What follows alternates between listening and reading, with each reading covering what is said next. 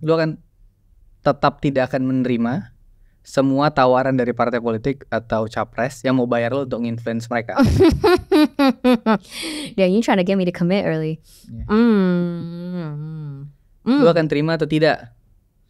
Harus black and white ya, yes or no ya? Ya. Gue nunggu nih, nanti kalau dia bilang enggak, gue tunggu nanti kalau dia ternyata iya, gue panggil lagi ke sini.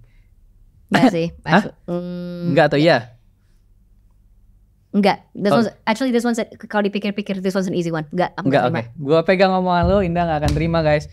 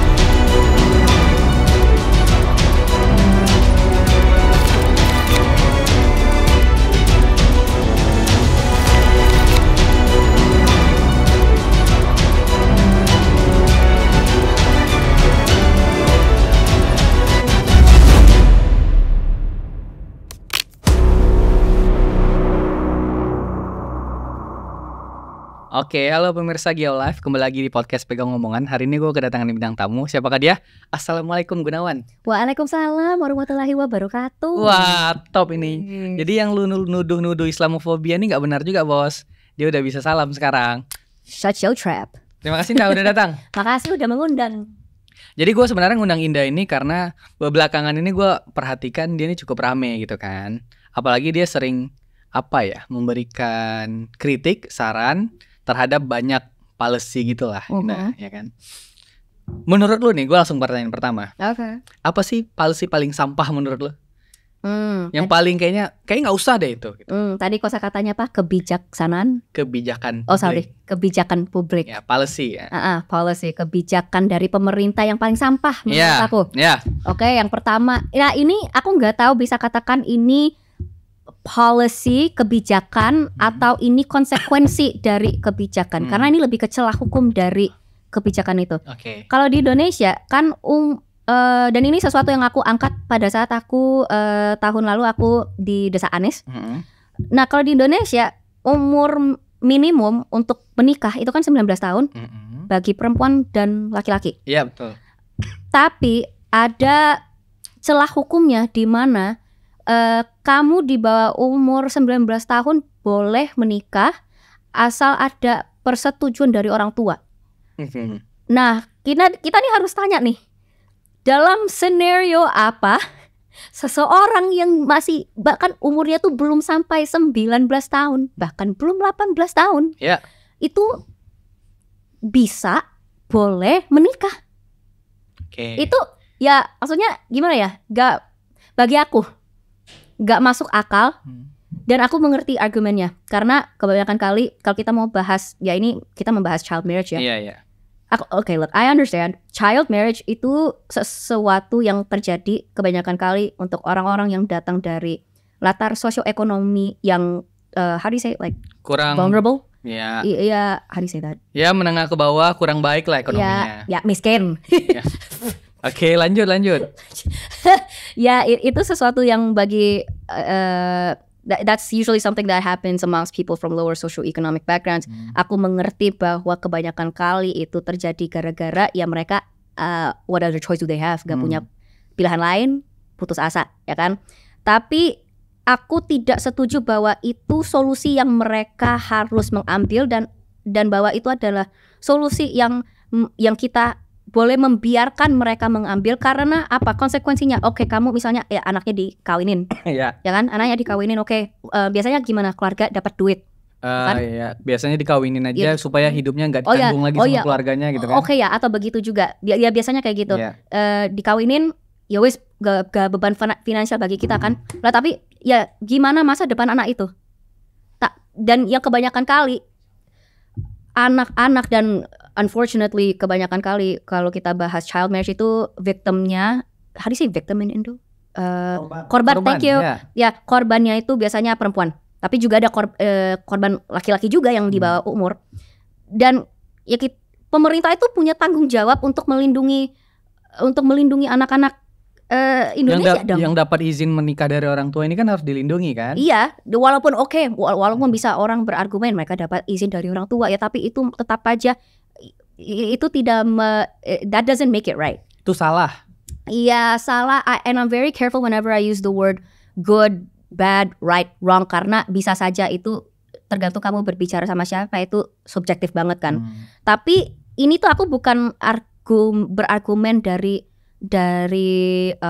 from a moral standpoint, bukan dari standpoint moralitas, tapi dari standpoint consequential standpoint. So konsekuensitas.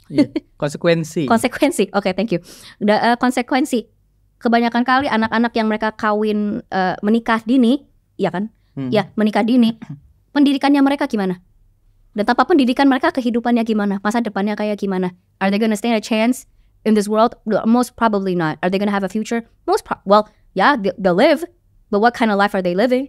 Jadi ya itu celah hukumnya itu tuh yang menjadi masalah. Dan itu yang aku angkat waktu ada di Desa Anies. Itu dirimu tanyain nggak ke Mas Anies waktu itu? That was the question. Apa jawabannya? I cannot remember. He said too much. Okay. Dan pertanyaan gue gini. Nonton aja deh Desa Anies. Dan pertanyaan gue gini juga. Lu kan pernah sekolah di luar nih. Pernah tinggal juga kan? Ya. Itu gimana komparasinya? Maksudnya perbandingannya? Di sana ada nggak sih yang nikah di bawah umur atau memang ada ketetapan? Yang pasti setiap negara itu pastilah mempunyai masalah dengan child marriage. How do you say child marriage in Indonesian? Menikah dini? Menikah dini ya? Iya, perkawinan anak atau bisa disebut juga perkawinan anak. Kayaknya setiap negara sih pasti ada. Cuma beda derajatnya aja kan. Seberapa parah di negara ini negara itu. Kalau Amerika, jangan salah paham. Ada. Ada juga? Ada juga perkawinan anak. Udah pasti. In my state, I was in California. Bahkan di California juga ada pasti terjadi. Cuma mungkin tidak sebanyak. Dan on a national scale, child marriage in America itu kayaknya tidak dekat dengan angka di Indonesia. We're one of the worst countries when it comes to child marriage. Oke, ini yang pertama tadi ya. Ini aturan yang kita anggap kayaknya ini sampah banget deh. Yang kedua ada nggak sih? Sampah banget. Yang kedua tadi aku yang kedua, nah ini aku juga sama, aku nggak tahu ini tuh bisa dikatakan kebijakan apa tidak. Tapi kan secara umum di Indonesia itu alasan kenapa kita tidak dibiarkan seks edukasi that is science based, yang berbasis scientific. Is that correct? Yeah. Yeah, okay. Science based sex education.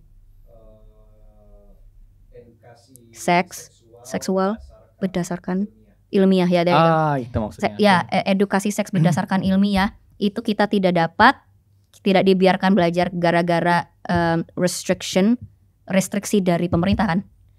Ya itu juga salah satunya. Apa solusi terbaik supaya bisa teredukasi lah masalah seks gitu loh? Apa langkah terbaik menurut lo? Ya kayak beneran sebenarnya aku nggak tahu inisiatif itu kata benar apa tidak. Inisiatif benar ya. Ya inisiatifnya dari berbagai lembaga itu sudah ada, mereka pergi ke pemerintah dan mereka itu they're pushing for there to be science based sex education, diinkorporasi ke kurikulumnya sekolah negeri, sekolah swasta, ya sekolah Indonesia. Cuma ya gara-gara biasanya should I say this? Ya whatever.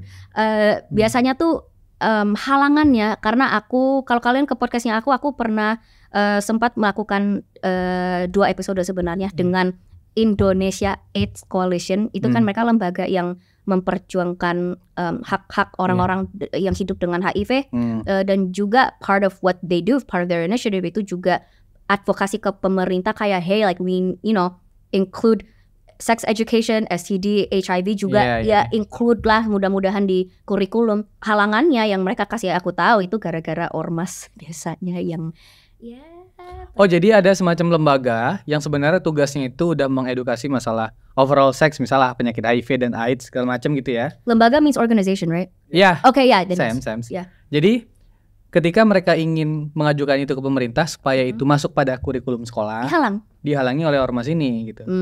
Terus apa lagi cerita halangan-halangan mereka? Apa kesulitan mereka lagi selain dihalangi ormas? Iya benar, ormas sama orang tua karena stigmanya itu toh. Jadi misalnya nih mau dijelaskan. Kita misalnya nih ada kurikulumnya, kita mau mengajarkan mereka tentang ini konsen. Misalnya sesederhana konsen. Konsen yang dalam arti ya kalau ingin bersetubuh ya harus pakai pengaman. Ya, bukan pakai pengaman ya pengaman juga penting. Tapi maksudnya yang juga nggak kalah penting itu kan kita sama-sama mau ya. Yang cowoknya mau, ceweknya mau. Cowoknya dan cowoknya mau, oke, ya, whatever. Cewek cowok dulu, oke. Cewek cowok dulu, ya. One at a time and the baby steps. Ceweknya mau, cowoknya mau. Nah, ketika itu dibawa ke orang tua, murid, orang tuanya itu akan, ya, tapi kenapa? Buat apa? Gitu. Jadi ya, in a way, membantah dong itu, karena mereka gak nyaman dengan this idea of anak-anaknya mereka itu diajarkan hal-hal seperti ini, karena mungkin tanggapannya mereka tuh kayak ini mah mereka masih kecil ngapain diajarin hal-hal seperti itu, tunggu saja mereka sudah menikah.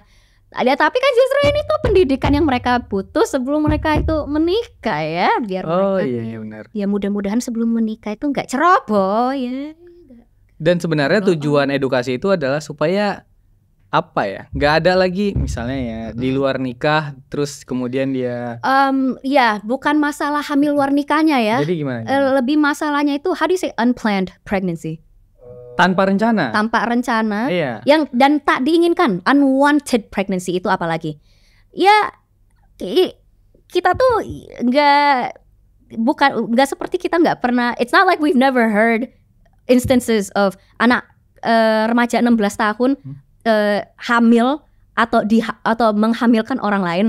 Yaitu hal yang sebenarnya lumayan sering terjadi di Indonesia, cuman orang pada tidak ngomong, dan ya tidak ada kebijakan dari pemerintah ataupun dari educational institutions yang mau melakukan sesuatu tentang itu, cuma gara-gara ya tinggal mindsetnya aja, mereka nggak mau.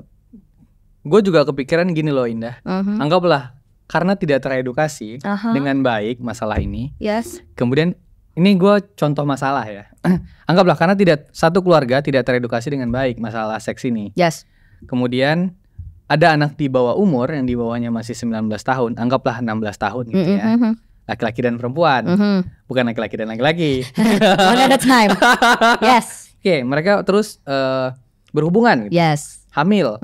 Itu kan biasanya culture di Indonesia itu adalah ketika anak perempuannya hamil, mereka harus menikah nih. Sedangkan mereka umurnya belum sampai, sehingga orang tua memberikan surat tuh kan, izin orang tua itu maksudnya izin nih untuk supaya kalian menikah, supaya si laki-laki bertanggung jawab kepada si perempuan. Gimana lu menanggapi kasus itu tuh? Itu lebih ke itu bukan ranah kebijakan ya kalau gitu, itu ranah. Tapi kan kebiasaannya tuh gini, kalau dia unplanned hamilnya, rata-rata dinikahin aja tuh. Jadi itu bukan maksudnya nggak ada kebijakan di mana kalau kamu hamil kamu harus menikah, nggak ada. Itu lebih, that's more of like a cultural thing. That's more of a cultural thing that we tend to do. Dan jangan bukan cuma itu, yang lebih parahnya lagi, dan ini aku juga pernah temukan ungkapkan waktu Desa Anies. Celah hukum yang tadi aku sebut itu juga dipakai untuk gimana ya? Yang aku what I said was basically di Indonesia juga sering korban pemerkosaan harus dikawinkan dengan pemerkosanya kan? Iya. Culture-nya bisa ada yang begitu-gitu. Dan itu sih culture, dan itu tuh ya apakah, kalau menurut aku nah pertanyaannya mungkin apakah kebijakan dari pemerintah itu, ini di mana kebijakan dari pemerintah itu harus masuk? Nah, bisa sebenarnya, aku mungkin bisa. Kalau menurut kamu, if I may ask? Kalau gue sebenarnya kepikiran lebih jauh ya, apalagi yang kemarin opsinya gini loh. Kalau dia kasus pemerkosaan dia boleh aborsi. Tapi kan itu udah, that's already a thing. Iya udah ready. Udah ready kan? Itu udah di sini udah ada. Udah diizinin kan? Sehingga kalau dia memilih aborsi berarti kan untuk memilih tidak menikahnya bisa.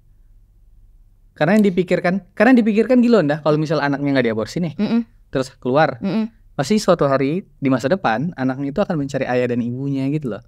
Makanya culture-nya itu tiba-tiba ya udah nikahin aja gitu, supaya si anak ini mengetahui siapa ayah dan ibunya. Tapi juga ada kasus-kasus di mana yang aku dengar tuh lebih kayak gini, korban perkosaan, ya dikawinkan dengan pemerkosanya, pelakunya, untuk menutup aib. Oh ya ada juga tuh, ada juga. Kalau begitu itu terlepas apakah korbannya hamil apa tidak, itu ya untuk cuma ya nutup aib doang. Ya tanda kutip nutup aib, such bullshit, but ya dan itu sih lebih ranah cultural mindset, dan itu harus ya mau nggak mau kita tuh harus sebagai masyarakat, sebagai komunitas itu kita harus berdialog. Satu-satunya cara itu, mungkin bukan satu-satunya cara, sebenarnya pemerintah itu juga bisa masuk lewat implementing laws and legislations di sini juga, di mana mungkin ya bisa saja pemerintah keluarkan policy untuk melindungi korban pemerkosaan, sehingga mereka kalau mereka mempunyai, they have legal access in order to be able to. Dia ada, maksud gue kalau dia terjadi kasus perkosaan tadi, kan korban dilindungi tuh, kan ada aturannya memang. Ada jalurnya. Cuman yang menjadi masalah itu adalah ketika dia menjadi korban dari atas kasus itu, yang menjudge dia, itu adalah lingkungan sekitar. Tempat tinggalnya, keluarganya. Of course, ada kalau itu bukan pemerintah lagi. Pemerintah lagi. Itu culture masyarakatnya. Pure culture. That's purely culture. That's purely cultural dialogue. Dan menurut lu solusi terbaik supaya lingkungannya ini makin cerdas ya? Ini kan berarti kan harus diedukasi sama pemerintah nih. Ya pasti. Jangan Jangan sampai misalnya keluarga lu jadi korban, lu malah hina dia. Kan itu kan yang kejadian selama ini kan. Itu ini yang dimaksud orang, aku baru belakangan ini belajar kata baru ini, budi pekerti. Budi pekerti, is that an example? Iya, budi pekerti itu sama dengan moral juga sih. Cuma ukurannya itu pakai apa tuh ya? Budi pekerti. Yeah. Isn't that like character apa sih? Iya. Ya, moral and character, right?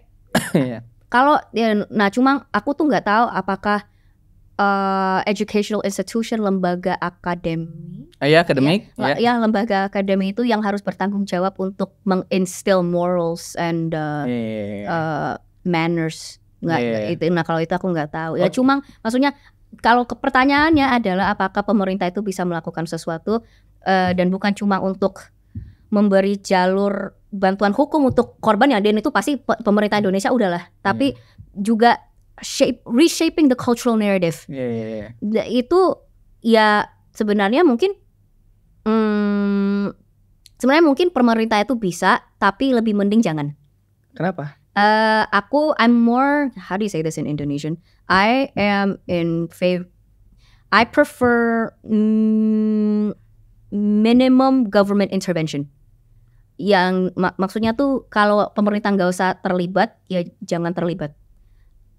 Kalau ranah dialog cultural, kalau kita ngomongin kayak ya cultural mindset misalnya kayak gitu, itu kan lebih ya idealnya itu kita bisa sebagai sebuah komunitas, sebagai sebuah masyarakat itu kita berdiskusi ya together. Ngerti. Ya itu juga that's what democracy is for, right? Allegedly.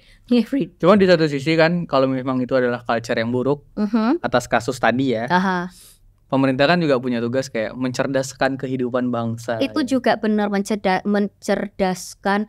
Dan sebenarnya ini kan balik lagi aku tadi kan bilang tentang sex education, science based sex education, tapi juga yang nggak kalah penting dari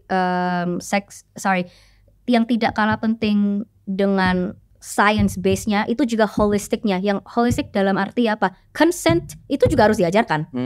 Dan banyak tadi kasus pemerkosaan atau like a lot of these other sexual harassment, sexual abuse cases kayak gitu ya, bukan berarti mencegah total, tapi kayak bisa saja mengurangi kalau andai itu sesuatu yang dari dini anak-anak itu diajarkan. Dan kalau orang tua, kita tidak bisa, we can't depend on parents, kita tidak bisa mengandalkan orang tua. Kita tidak bisa mengandalkan orang tua untuk memberikan pendidikan itu. Ya, what other choice do these kids have than for educational institutions to step in? Dan ini juga terkait dengan ya kita bisa anggap policy atau nggak policy ya. Kan ini kebijakan yang lahir dari seorang yang sebenarnya dalam tanda kutip ya nggak bijak, nggak pintar, nggak apa sih, dari politisi-politisi yang they stupid. Itu maksudnya tuh orang pintar. Kan kita melihat fenomena itu sebenarnya. Dan angka terkait hal itu kan sebenarnya terus tumbuh tuh. Dibutuhkan orang cerdas dong masuk ke politisi, masuk ke parlemen gitu kan. Dan menurut lu kategori cerdas semacam apa tuh yang bisa mengatasi hal begini? Kan ini dimulai dari pemerintah dong, bukan hanya dari civil society gitu. Apa kategorinya politisi yang menurut lu pinter deh supaya lu bisa perbaiki ini? Nah ini karena ini Geolife ini agak ada politiknya dikit, jadi gue pengen lihat perspektif lu nih. IQ yang bukan 78. I'm kidding. I'm kidding. Okay. Tapi nggak apa-apa. Tapi sebenarnya pemerintah punya tes IQ itu penting juga. Nah iya, sebenarnya maksudnya gini tuh, kita don't confuse high IQ for intelligence. Maksudnya jangan cuma karena orang ini tuh IQ-nya tinggi, dia itu necessarily pintar. Ya nggak tentu. Tapi IQ itu it does matter to a certain extent, karena IQ itu kan it measures your kayak spatial intelligence, pattern recognition, kemampuan untuk berpikir analytical thinking, jadi logis lah kayak critical thinking itu ya. Critical thinking. Critical thinking. Dan itu juga penting. Jadi to a certain extent ya emang IQ-nya juga ya tinggi-tinggi banget juga nggak usah, tapi yang maksudnya jangan terlalu rendah lah ya kalau bisa. Dan juga apalagi yang tadi we talked about this before the cameras were on.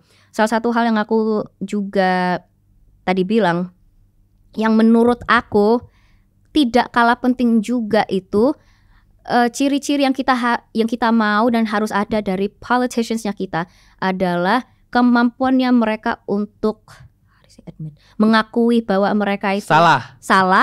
Mereka tidak tahu segalanya. Mereka yang bukan paling tahu tentang segalanya. Gue jadi kepikiran nih, yang udah tahu salah tapi nggak mengakui salah. Lu tau nggak siapa? A certain minister of communication. Katanya menteri komunikasi.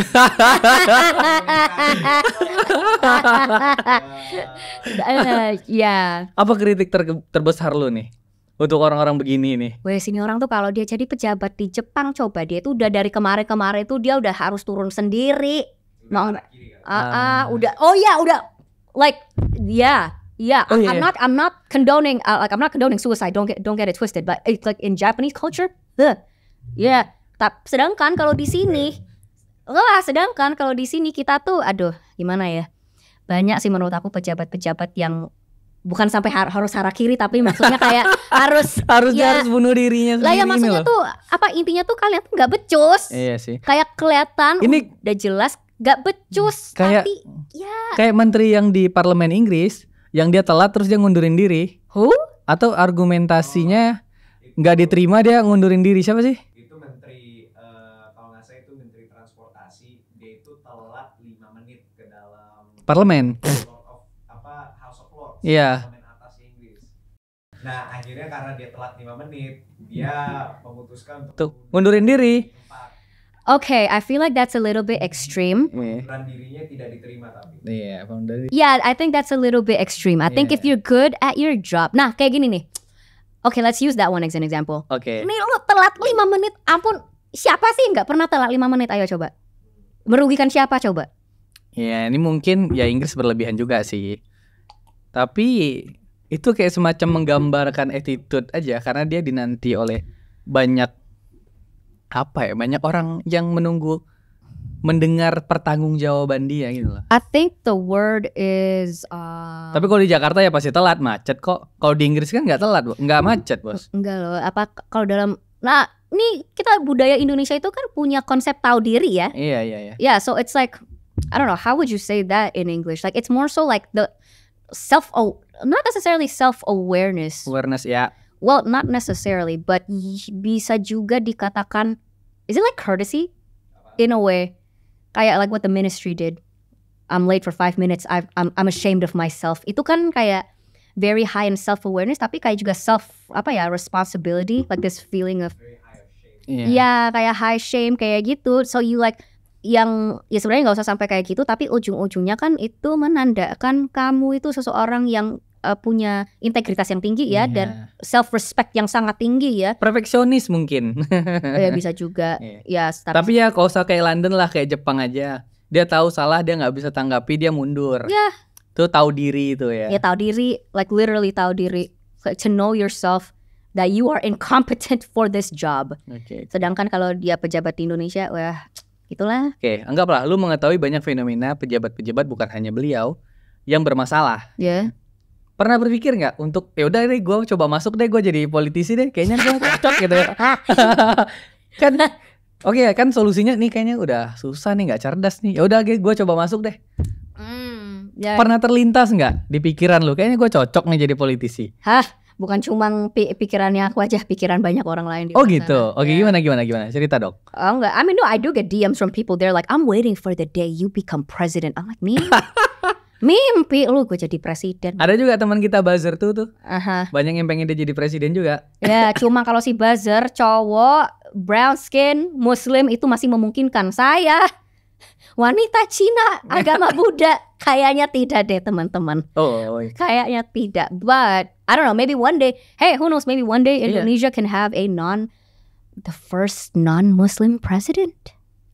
Ya, mungkin. Maybe. Kita belum pernah kan? Kita pernah punya ketua umum Cina perempuan. Nah. Pernah. Jadi ya, tapi kalau ketua umumnya pernah, apalagi presidennya. Kan begitu kan, Zar? Benar, Zar? Benar kan begitu? Sekarang kita udah punya ketua umum wanita Cina kedua. Indonesia kedua. Siapa? Kan setelah GN ada AHT. Oh iya. Oh iya, benar. Jadi ya memungkinkan lu jadi presiden. Oh yeah, but no, that's not. And even if I had that option, I wouldn't do it. President too much. Nah, soal politisi ya, gimana ya? Gimana? Ada gimana? Aku sih sejauh ini aku seneng menjadi dikenalnya sebagai political influencer. I'm a political commentator. Because I have a passion for politics. I don't have a passion to be a politician. Itu dua hal yang sangat berbeda. Dan ya mungkin ya, dan ini kayaknya keresahan banyak orang juga di Indonesia, apalagi anak-anak muda seperti kita yang pasti passionate tentang politics. Kita passionate tentang ingin membawa perubahan. Perubahan yang positif di masyarakat Indonesia. Tapi unfortunately having to reconcile with the fact that political systemnya Indonesia itu sangat, ya for lack of better words, kotor. Sangat susah, sangat gitu. Ya, jadi ya gimana ya, kalau apakah aku pernah pikir, ya of course, like I have pernah kepikiran ya of course pernah kepikiran, dan sebenarnya apakah ada maunya, ya ada sih sebenarnya, cuman is it worth it? Is it effective? You know, I feel like kalau if it's about bringing positive change, if it's about to be an agent of change in society, mau you wanna impact people's lives positively, hal-hal seperti itu juga bisa dilakukan. Jadi political commentator itu tidak benar juga. Well yeah, what I'm saying is that you can do it in other ways that is not being a politician. Kamu gak usah menjadi politician untuk kamu bisa melakukan hal itu. That's what I'm saying. Ya, lu, dan ini juga lu kan tadi bilang lu pengennya jadi political commentator misal gitu ya. Orang yang memberikan komentar-komentar aja nih terhadap ya berbagai isu politik misal gitu ya. Tapi pernah gak sih ada yang mau coba endorse itu? Tolong endorse dong satu partai politik, atau endorse dong capres gitu. Kan biasanya orang-orang yang suka komentar politik ini dihubungi untuk mengendorse ini loh, Pernah gak kejadian? Kamu pernah gak? Kalau gue politician. Gue dulu politician. Jadi, right, yeah. Jadi kan gue bukan orang yang di luar politik, terus di endorse. Right. Tapi dirimu pernah nggak? Gak usah sebut nama partai. Ya. Tapi ada kejadian itu nggak? Bukan, cuma kalau dari partainya. Oh, ini bisa disebut partai apa enggak ya? Sama apa enggak ya? Iya, kalau orangnya terafiliasi dengan partai mungkin iya. Oh, dan kalau orangnya terafiliasi dengan partai itu jadi secara langsung itu. Secara tidak langsung. Secara tidak langsung. Iya. Dan yes. Oh iya. Yes. Zaman kapan? Pilpres, pilkada. Maksudnya ya, kemarin. The last one. Oke. Ya. Dia minta lu ngapain? Bikin video. Ini siapa ini, tolong ngaku. Ya pokoknya bikin video, ya ujung-ujungnya mengendorse lah. Oh gitu. Ya seseorang yang sangat terkenal lah pokoknya. Zar, siapa Zar? Siapa orang ini? Dia nggak tahu. Dia nggak tahu. Serius? Bukan. Yang itu bukan. Itu capres. Ini partai politik nih yang mencoba untuk mendekati itu ya. Ini aku nggak tahu dia waktu. Tapi dirimu pada suatu hari akan terima nggak sih tawaran-tawaran begitu? That's an interesting question. Karena yang atau konsisten tidak akan terima. Tapi bagaimana kalau ini I'm not necessarily answering your question, but I want to pose a hypothetical here. Bagaimana kalau yang ada partai atau ada kandidat yang they approach me, mau aku endorse mereka, mau aku jadi macam buzzernya mereka kayak gitu, like one of the paid influencers lah, tapi kebetulan aja mereka itu nilai-nilainya, valuesnya, goals, mission, everything itu align sama aku pribadi. Dan and if I take it, is that bagaimana menurut kamu? Ya nggak ada masalah. Karena sikap politik sesuatu yang sebenarnya tidak membuat berdosa, bukan sesuatu yang buruk sih punya sikap politik. I'm not at all religious, so I don't care about sin. Tapi bagaimana dari sudut pandang conflict of interest? Because I'm getting money. Ya, gue orangnya gimana ya? Gue di orang yang kalau lu punya pendirian untuk menerima, ya gue gak ada masalah. Tapi kalau lu punya pendirian untuk selalu menolak, ya gak ada masalah juga, pilihan ada di tangan lu. Kalau ada yang komentar Indah nih gak konsisten ya, mungkin dia gak ngerti aja. Sedangkan dirimu kan punya semacam apa ya sebutannya, sesuatu yang sesuai aja. Ini partai sesuai kok dengan ideologi gue, sesuai kok dengan visi misi gue, kayaknya gak apa-apa deh gue endorse. Kan gak ada masalah, kayaknya gak ada conflict of interest gitu loh. I see. Kalau aku sih lebih I think the one thing that I want to make clear, I'm very grateful. Aku tuh bersyukur banget, aku datang dari keluarga yang sangat mampu lah ya, ujung-ujungnya datang dari keluarga yang sangat mampu, dan maka aku bisa membuat keputusan. I have the privilege untuk membuat keputusan bahwa integrity-nya aku, bipartisanship-nya aku, dan kredibilitas serta the trust that my followers and my audience have in me, aku tuh tidak mau kompromis itu sama sekali. Jadi aku tidak usah memilih duit, aku tidak harus memilih ini atau aku malam ini bisa makan apa enggak, aku nggak usah memilih itu. Jadi kalau buat aku pribadi sih, dan ini this is an answer to your question, aku sangat memperdulikan, I hold to very high importance authenticity and transparency dan honesty, kejujuran. Above all. Jadi itu bukan sesuatu yang aku akan compromise. Dan kalau aku merasa, dan sebenarnya sih iya, kalau kamu menerima duit dari sebuah partai politik, ya itu ada gimana ya, mau gak mau, if not now, later bisa aja akan terjadi conflict of interest, right? Whereby I've already accepted your money, tapi mungkin sebuah kebijakan yang aku tidak setuju misalnya, ya kayak gituan lah. Jadinya dia ada masalah di depan jadinya. Iya, tapi ujung-ujungnya ya what I'm saying is that ya bisa saja itu menaruh aku dalam posisi di mana aku harus tidak jujur. Dan terpaksa tidak jujur ini. Terpaksa tidak transparent. Dan aku tidak memilih itu sih. Mantap. Ini kita masuk pada sesi pertanyaan terakhir nih. Kan lu punya podcast ya, Indah. The Indah G Show, baby. That's right. Apa alasan lu buat podcast itu, Indah? Alasan buat podcast karena awalnya aku pengangguran. Jujur. I mean, you want the honest answer. Okay, no, you want the serious answer.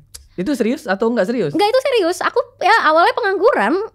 Kayak ya aku short story. Aku muncul di satu satu channel YouTube ini di Indonesia yang lumayan terkenal. Aku viral, banyak orang menemukan aku dari situ. Ya. Dan ya one thing led to another, banyak demand dari orang untuk kayak oh my god, like I think you're really interesting, kamu perspektifnya sangat fresh, sangat beda, dan you're very articulate in like expressing yourself. I want to hear more from you. Jadi ya lama-lama aku kayak oh ya udah, aku kan orangnya bacot ya, jadi podcast aja. Oke, pertama lu kan tamatan S1 dari US ya? Yep, that's right. Terus nganggur, balik Indo buat podcast. Bisa dapat pekerjaan, ya. Ini pertanyaan gue, cita-cita lu apa sih? Sekarang maksudnya? Ya, cita-cita lu hari-hari inilah. Pengen jadi apa sih sebenarnya? Lu kan S1 nih di US. Terus nganggur nih. Oke, pertanyaan gue di situ deh poinnya. Cita-cita lu waktu itu apa sih?